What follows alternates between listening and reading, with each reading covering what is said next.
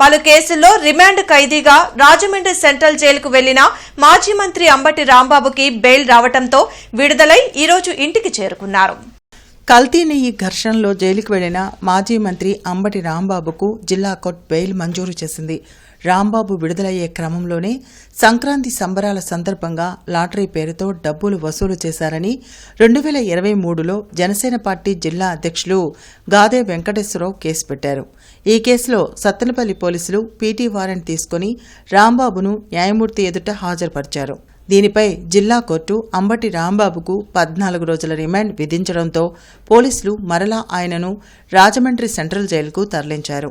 ఆ కేసులో కూడా రాంబాబుకు బుధవారం బెయిల్ రావడంతో వైసీపీ శ్రేణులు సంబరాలు చేసుకున్నారు. ఈ క్రమంలోనే రాంబాబు గురువారం భారీ ర్యాలీగా గుంటూరులోని తన నివాసానికి చేరుకున్నారు. ఈ సందర్భంగా పలువురు వైసీపీ నేతలు, కార్యకర్తలు ఆయనను పరామర్శించారు.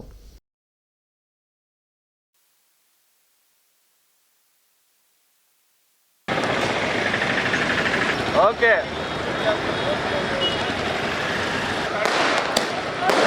బేడే బేడే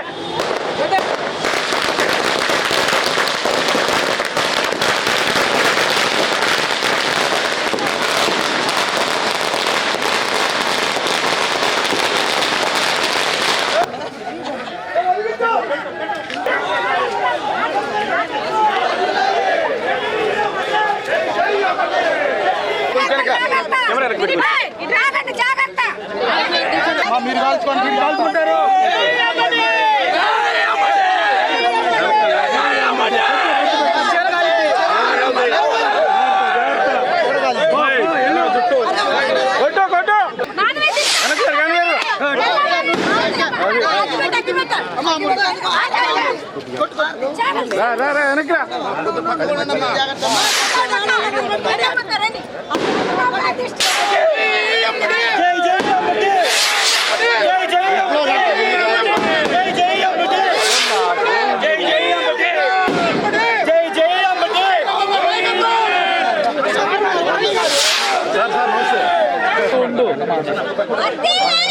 అయ్యా